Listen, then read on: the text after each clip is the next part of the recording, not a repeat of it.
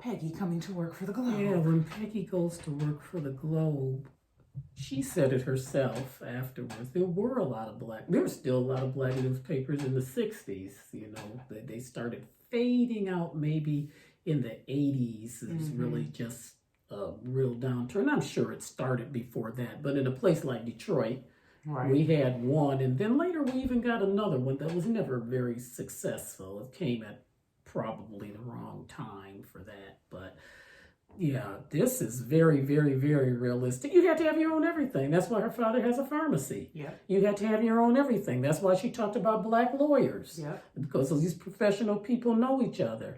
So yeah, that's. And as Marion made a point to tell her, he might not, talk to you. We don't know. Right.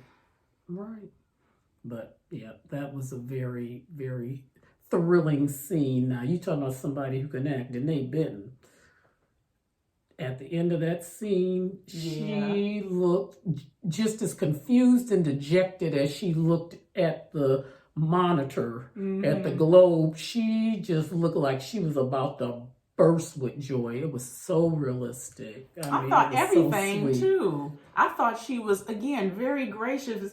Talking about come and hold this. Right. I came here for an appointment. I'm all dressed I'm up. a lady. Right. I got on my business suit. What do you mean? Let me take my gloves off. All right. And then he put his dirty hand in her hand. Right. She was like, oh, he rubbed it. She went back and got the rag again.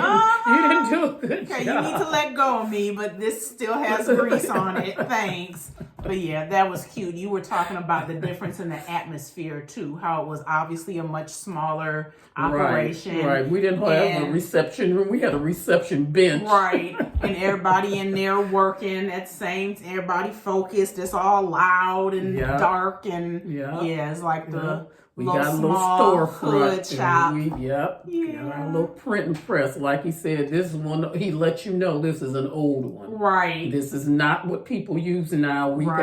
But I know how to use it because I've been using it. That one typewriter key stick. I know how to unstick it. Right. Everybody know who read the paper that there's a little tip off for the capital W. And they know what it is. He just called her Miss Scott, the writer. Too. Right. There was, again, we knew he wasn't going to make her go through all that rigmarole at the Christian Advocate, but just right off the bat, I recognize you for what you are. Right. And let's talk about Mr. T. Thomas Fortune. Of course, anybody who they said was real, I looked them up to see who they were. Yes, you looked up everybody. Not him, but the actors. But I'm talking about real people. I looked them up. And I don't understand why they changed him so much. His appearance. He was a black man. He did have that job. But when you look at pictures of him, he looks like he's white, which of course we know many black people look like they're white. They judge you by who your parents whatever are. Arbitrary whatever decimal point that they, whatever. We know that's, whatever. We ain't even going to talk about that foolishness. My point is, even if they had got a extremely light brown person, and also he had a mustache. I'm talking about an extremely prominent mustache. Like almost all men did. Almost all men had mustaches. A lot of men had beards. Thomas Edison didn't, and they depicted him without it. He never had facial hair. Most black men, though. But black men all through until, I said, this some Johnny-come-lately foolishness. Either you were in Hollywood and they just wanted to demasculate you, and so you went along and cut your mustache off every time you made a movie, or like I said, one of these new age folks who just, because black men, everybody, if I told you how boys or in the military, that's my thing. Right. You got trained in the military and that's why you shaved. And now you still love it. But that was just something all young men look forward to. Yeah. I'm sure all men in all cultures may look forward to when they're shaving or whatever as a coming of age. No, they wanted to have a mustache. I was going to say, it's not shaving it off, They were looking forward to having a mustache. So to me, it's unrealistic that both Arthur Scott and T. Thomas Fortune have hairless faces. Yes. That's some Hollywood. I was gonna say mess. that's that Hollywood That's stuff. what it is. That's some Hollywood mess. Again, all This these has other nothing- men, except Larry's supposed to be a young man, so everybody else got facial hair, at least a mustache, like Oscar. Yeah, that's ridiculous. Yeah, I didn't like that. It's ridiculous Because they don't look right. I was gonna say Daddy Scott would look a whole lot better if he would. had something on his face. Of course he would. I remember men in my family a couple of times or two might have cut their mustache for whatever reason. Awful. And they always let it grow right back, but oh my goodness, looking at them without it was almost painful. It was. They look, I ain't gonna say what they look. A whole host of not good. Yeah, just let's not just good. let it go. Let's just let that go. But Peggy left out of there with that brown cinnamon hairless on his face man's place of business with 2 different writing gigs. Yep. She said, just because she spoke up. Yep, she got I was another gonna say gig. she spoke her mind, and now she gonna write something more political. Yeah. Yeah, that was a nice comeback. Yeah. And the only thing that, because it could be very hokey and coincidental, but what made it realistic is that they heaped so much praise on her. And also they answered her in CP time. I mean, that's very real. Yes. They got this little bitty office with these few little people. They don't have no secretary in the back writing no request letters back to anybody. I never heard back from him. They got to get to it. Right. They got to get to it. They ain't got no staff. So Agnes said, "No, y'all ain't going to get this dog. You not. Bannister, go get the dang on dog. Get the mutt." Right. It was so uncalled It for. was. Poor Ada's trying to be happy and you just crushing her. And that's where Bannister get it from. Also uncalled for. So you said, yes, I would like to take a tour. Thank you so much for showing me, because, everybody want to know what this mug look like inside. Of course. I've been watching it rise up on the avenue. What is wrong with soup at luncheon, Mother? I have no idea, but How it would was you rude eat for him to say chicken soup cold? And if somebody does eat it cold, I don't want anything else they cook. That sounds disgusting. There's fat in chicken. Don't work.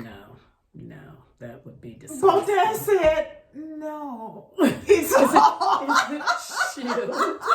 He looked like he wanted to smack Bannister. Of course he did. Good and dang gone well, it ain't chilled, sir. And it's so funny because all 3 of them constantly put on airs. So it's funny this Baudin, Mr. Baudin, he puts on airs every day. I don't care what is a French chef, and a French chef cooks here, and what's better? Okay, Baudin. Nothing can top that. His fake accent. Oh my goodness. What is this? You know what it is.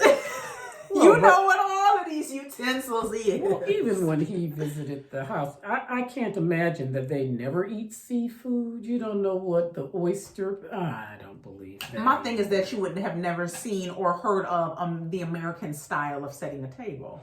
That's all. And all you have We've to been do is around say, for 100 we years. just do it differently. That's all. It seems to have gotten lost. Your neighbors don't drink your wine. Why would your neighbor... You got your glasses lined up in front of your plate. Why would your neighbors drink your wine? It wasn't in a square. I got confused. It's just so rude. Unnecessary. That doesn't make sense to me. So you got stuff in a square. Right. You got to reach over things to That get to makes the glass instead of it just no all sense being right there. whatsoever. It's because they took the puzzle out. Let's The make line made it too Let's easy. make it difficult. That just You seems have like to know this. you are asking to tip something over. That's It's ridiculous. Too extra to be silly. I like the dessert spoon and fork up top. It makes them look special. It's like, we're the best at the last. Yeah, and it's the last thing there. You go from the outside in, and those are so tiny. That would be weird to have them next to your plate. That too, because the most in the entree, they're all big. Right. Yeah. I Our think way the makes American way is sense. better. I agree. Definitely. So Thank back to you. Miss Bloomingdale's. Yes. Mrs. Chamberlain knew what she was doing when she sent that box. Of course. It was so that she'd have to bring it back. Exactly. She knew Agnes wouldn't have it. You took the bait. What did she ask her when she got to her house? Did your aunt make you? No, Right. I didn't tell her it was you. I thought you'd come. Yeah. Right. We know. She said this woman was going to walk out the store with me. All right. I ain't going to let this opportunity pass. I'm going to get me a little friend. She did not know that this was inappropriate. Everybody's told you. You think going on a shopping trip with this woman is okay?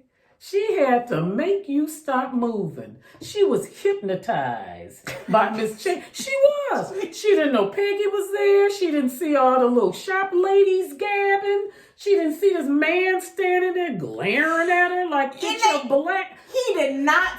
I said, oh. Yes, he did. The whole time. Yep, even after Miss Chamberlain checked him. He was like 3 feet away. That was spooky in a month. And Yes, I'm sorry it with that was. face and that expression.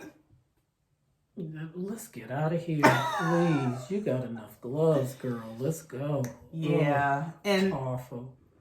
so Ada said, after she confessed, handed in at the door.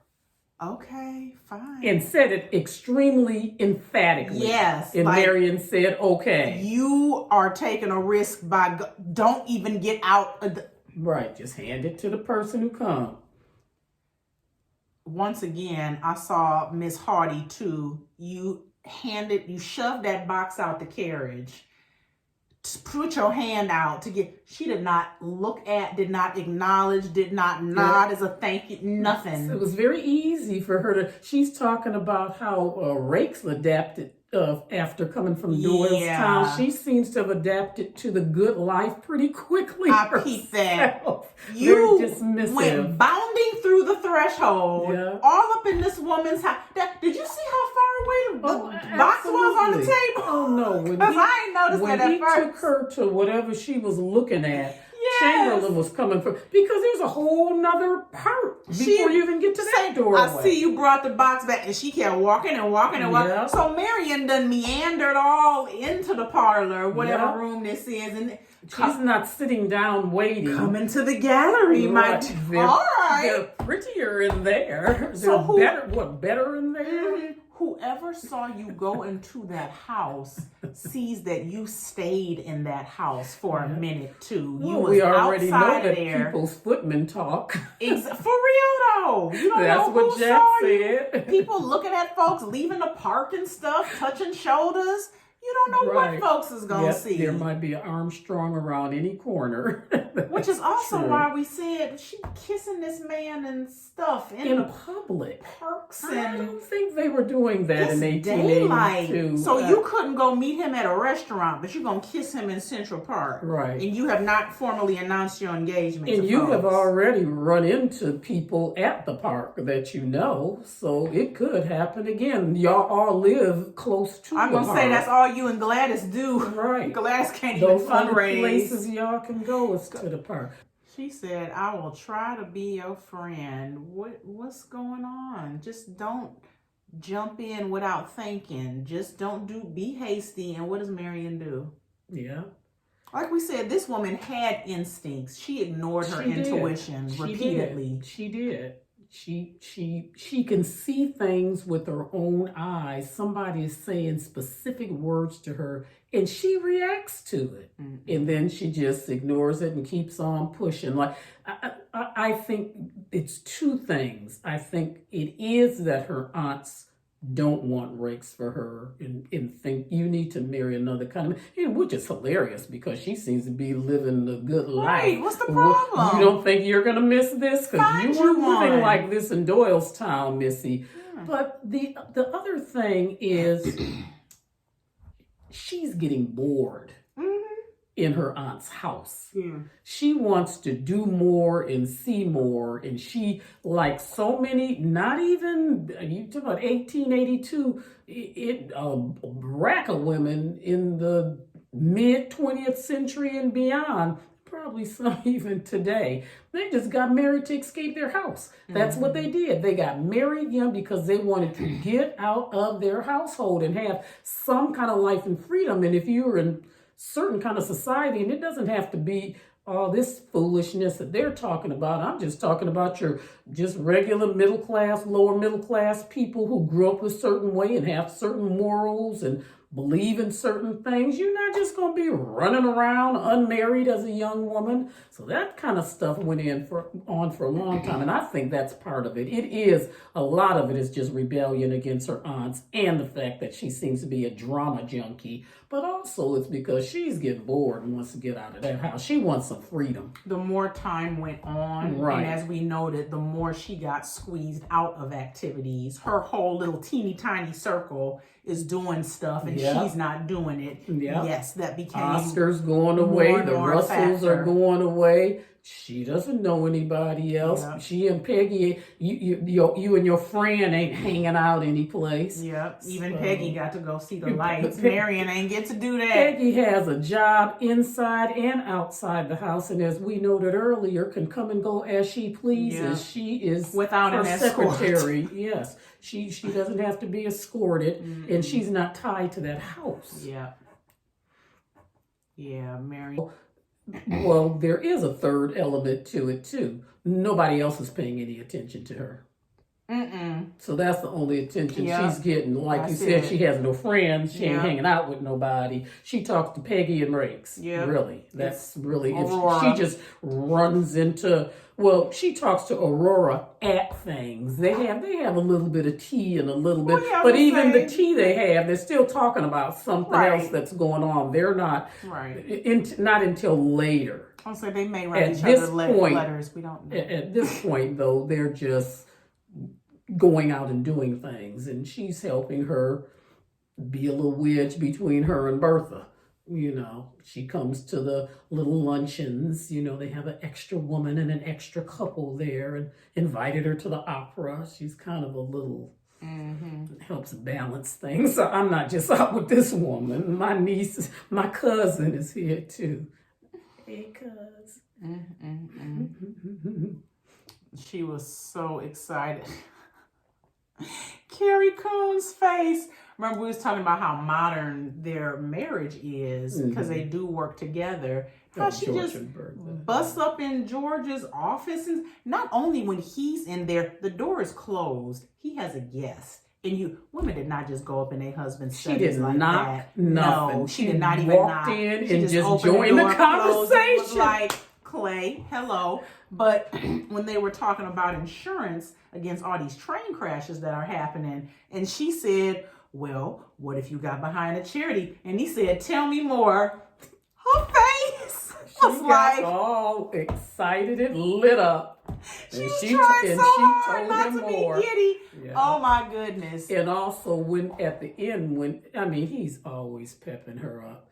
When he said, I'd like to see you on the board of the Red Cross. Oh, I'll never be, because Morris is on it. I'm not getting in.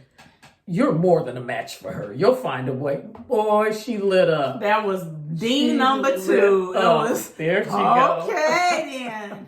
I got you, boo. Yeah. But see, that's her love language. Yeah. That's, remember we were saying, she doesn't do all that emotional stuff that he does with her. She does crave both people. Right. People who need people. But she don't give him none of that. No. All he gets is the buck up, you can do it. You can do anything. You're a superstar. He be needing some there. Just it's don't gonna be all right every now and then. Well, then just don't let it happen then. I'm like, whoa. Right. Can he stop stuff from happening? I don't think he can do that. Yes, she has faith. She doubles down and no. She is self-centered is what she is. She is demanding him to do something and willing it to happen. That is what she is doing. And delusional, like the aldermen were. Right. Nothing bad can happen. Nah. All we have to do is be strong. Yeah. Speaking of, you don't think nothing bad can happen. This man loves you so much. Because this woman knew if she was already in the bed with him, it was a wrap. Oh yeah, I mean, I done took off all my clothes. Yes, there is no way that he's going to refuse me. No. Turner. So he leapt out, flung his robe on, turned the light on, just killed whatever move there was. He said no about 4 times in a row. I think I'm not. I think you need, I don't. I think, you know what? You are thinking all the wrong things. He don't want you. What is my punishment to be? Oh my God. Get out. It almost, when she was talking about her sanctuary. Oh my goodness. He almost looked repulsed. I said, it was painful to watch that whole scene. You can't read the vibes here. At all. Oh, She it was didn't hear him. bad. She was committed and she was going to get what she wanted. Oh my God. Even if it was punishment. Right. Yeah. He threw them covers. Get out of my... And I didn't think about this till later. That could have gone very wrong a number of different ways. Oh, sure. Not the obvious is telling Bertha about what happened. I mean, shoot, he could have rang for the valet. It could have been everybody in the house, no kind of thing. If he panicked or something like that. And obviously, what I'm so relieved and happy they didn't do, somebody could have secretly seen her in the hallway coming out of his room. Blackmail for him and her. Right. Could have been blackmailing him because of your stupid self. Right.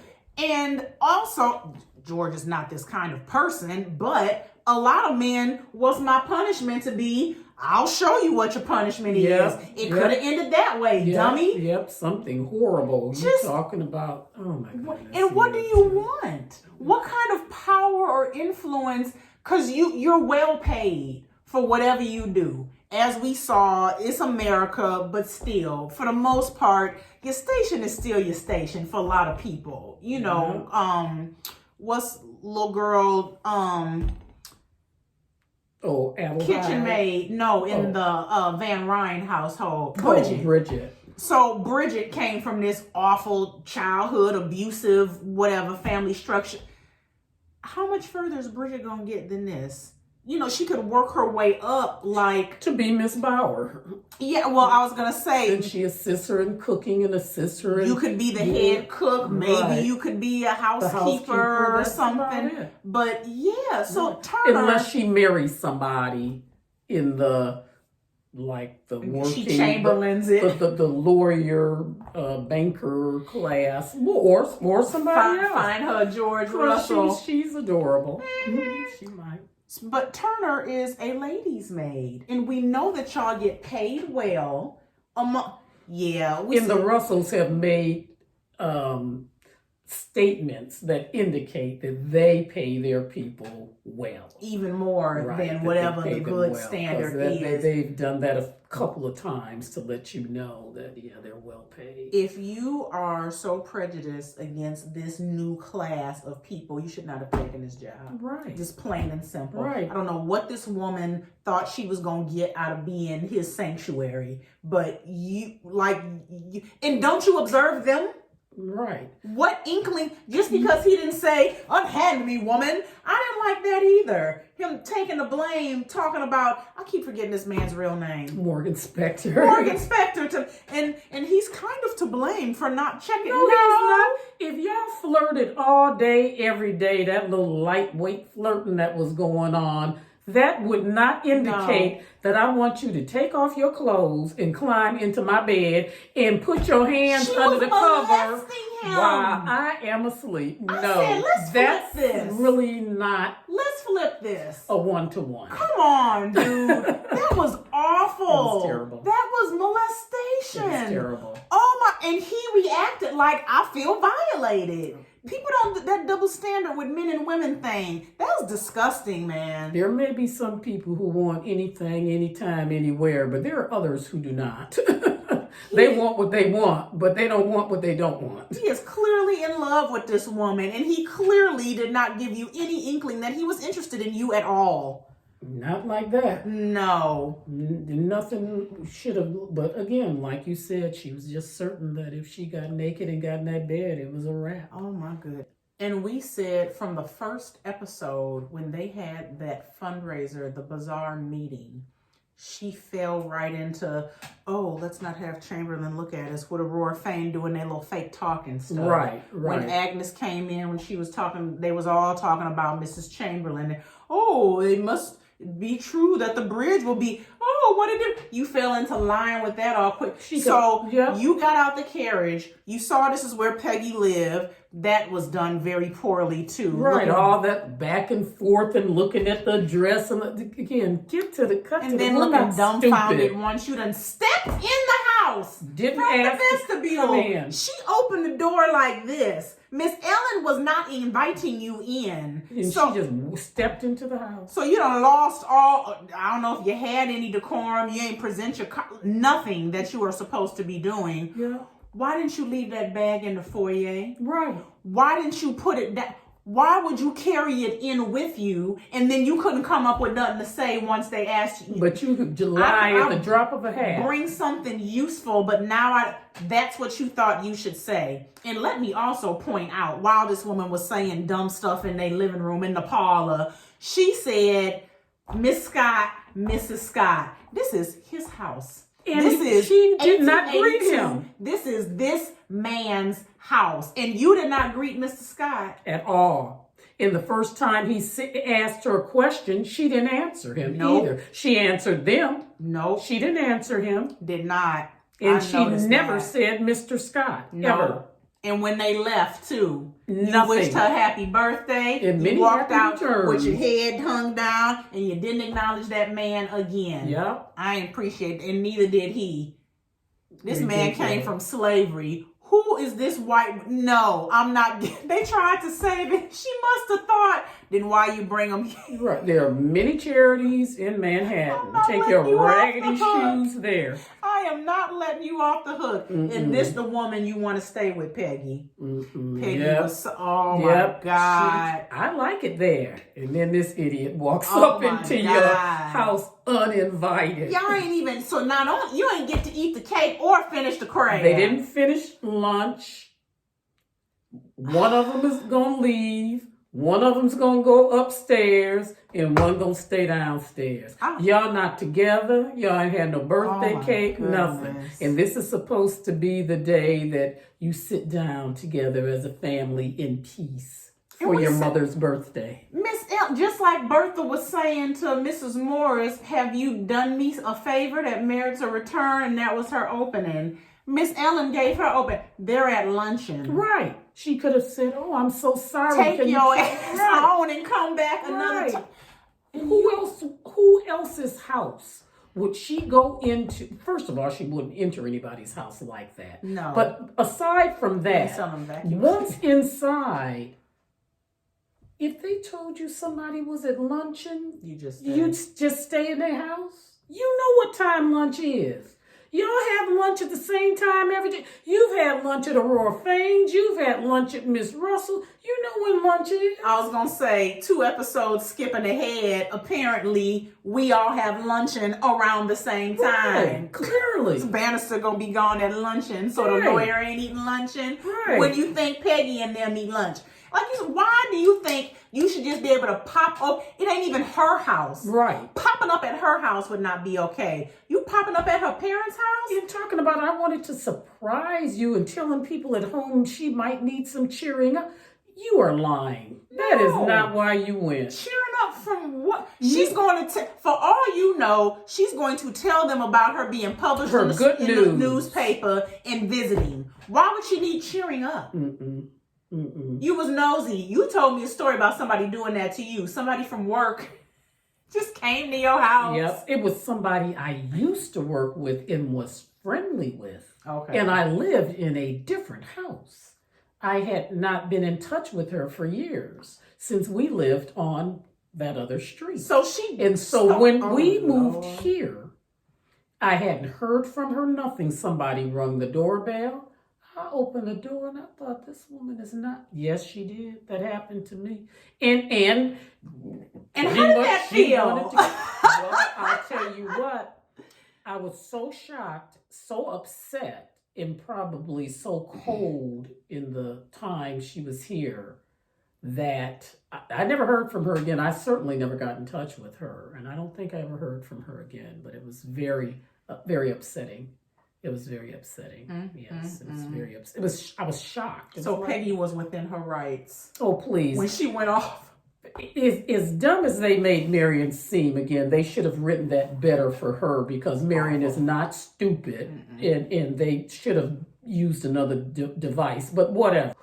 That I will tell you, I never get tired of seeing George Russell buy up all that stuff at the bazaar, and I never get tired of watching Peggy tell Marion off for stepping up on her like that. And saying that she lives in her aunt's house. So you really don't. You don't know why I don't want to go into her actions. You don't know why I don't want to go into Bloomingdale's. You didn't see what went on in Bloomingdale's. You don't know anything about my life. You're not entitled to know anything about. And this is what you. We are not friends. What's so wrong about me popping up here? Why do you think I'm poor? I gave you money. What's wrong with you? And again, the extras, they just add all the flavor and seasoning. The little couple back there where the guy looked around, the two guys on the steps. That was so funny. And they were realistic as heck. Oh my gosh. They she look didn't like care. And there would be people just hanging out on the stoop. Right. They don't be on the stoop on East 61st. They be on the Brooklyn, you be outside. Oh, it's summertime. Shoot. Right. Oh, that was so funny. Get in a carriage with a parasol and ride around Central Park. That's your walk. That's going to You're gonna walk in a carriage. They didn't say walk, they went to the park. There you go. They ain't seen the park. Yeah, Peggy said, you don't know anything about goodness. Me. Oh, it was she did she did it so well. She did. She did it so well. I'm Marion gave face that time. Yep, that's one of the few times she does good with sad. She was hurt, yes. Yes, she does good with sad and hurt. That's the one she nails. She does a couple of times. Yep, she does. I don't get sick of watching George compliment Bertha on her way to the symphony. Oh my goodness. She came down in all that red coming down the stairs and all the boobs popping out. Oh my, do y'all notice this? Let's talk about this clothing real quick. Bertha, they talk about how she's supposed to be wearing the model. They even went ahead like 1890s or something to make it a point. All right, cool. I started noticing, yes, her and Chamberlain, their stuff is styled very differently. Yes, it does look more modern if you pay attention. This woman is wearing the modern day version of athleisure. She is the new money trophy, except she's not a trophy wife. They're the same age, but still, okay, high school sweethearts. Right. There you go. That's what they are, with their 2.5 kids and the everything is pushed all the. Yes, sometimes the ball gown again. Aurora Fane, Marion ain't got no bust, but it's cut low when they go to the symphony. No, Bertha is spilling out when she came down. It looked like I wanted to go push. Oh my goodness! Push that, and there's nothing. There's no lace on top. There's no just a big old bubble boo, the kind of bra that you hate. And the colors bubble too. in the middle. That one lady was wearing the same color burgundy. I'm not gonna Miss Skrummerhorn as the curtains, as the drapes on the front of the box. Right. Other than that, though, nobody else is wearing red. Bertha's wearing crimson and black, the signature print. She has on the Fendi, Versace, and it is sprayed on, and she is bulging. Oh my God, with the stilettos. That is the equivalent of what Bertha wears. And her husband came out and he poured it on like maple syrup. For Turner's benefit and his wife. Ooh, you hot. Girl, you look good. Turn around. Let me look at you. Have you ever seen this?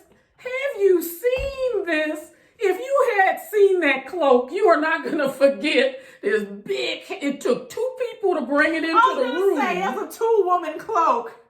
It's covered in jewels and it's red. So heavy. And black. And red and dragging it across the floor. Have I ever seen? I think you have. And again, so aloof. I'm sure you have. But I'm going to be late. I got to go. Bye. Bye. And you don't. This man could have The just started whole an affair, audience will be looking at you. and looked at her and went, "Harumph." That's my baby. There goes my baby. With her uncouth self talking about Mr. Rakes' money up in the box. Well, is this your box, Mrs. Oh, whose box is it? Whose box is yeah, it? he wants to know. Box and hopping. didn't find out. Oh, he did box hop, though, later on. But when he came and talked to Marion, she was giddy and wanted to know how he got there, and she was talking to Miss Russell and the things over her. She, he's only been here a moment, and called him an old friend from Pennsylvania, All which of a sudden, before she didn't even. It was right. the man who settled my father's affairs. Now he's a friend. Now he's an old friend from Pennsylvania. Mm-hmm. But when Miss Squirmerhorn said, "I promised you to this young lady," ding, ding, and ding, he ding, went. Like and laughed at me like no big deal, and she's talking about she hopes it has a happy ending. Number one. Number two. Number one. Number three. Number one was we only met a few times. What you talking about? Well, that wasn't number one. She knew the timing. She said that was we don't know each other. Number one was this when he something. asked. Yeah. Number two was I'll give you that because it was ridiculous. Well, what if I say yes? Who says I'm going to ask you till you say no? That was number two because that sounded weird than a mug. Yeah, so many warning signs. But this wasn't a warning sign. This was ridiculous. He asked you to marry him and he's on a date at the opera. Are you kidding me, Marion? Stop. How is him going on dates with other women helping you make a decision? I'll do whatever you want. Did she ask you to get go ahead out with Miss Scarhorn? Is that what she asked you to do? Right. I ran into him, but I'm not here with him. I'm on a date with this woman. And that made you say, Aurora, invite him to luncheon. Right. I said her outer shell is talking about this like she does not know that this is not good. But you immediately, instinctively realize that this is not good. No, Marion. Nah, boo. Sorry. Oh, it's a long ladder.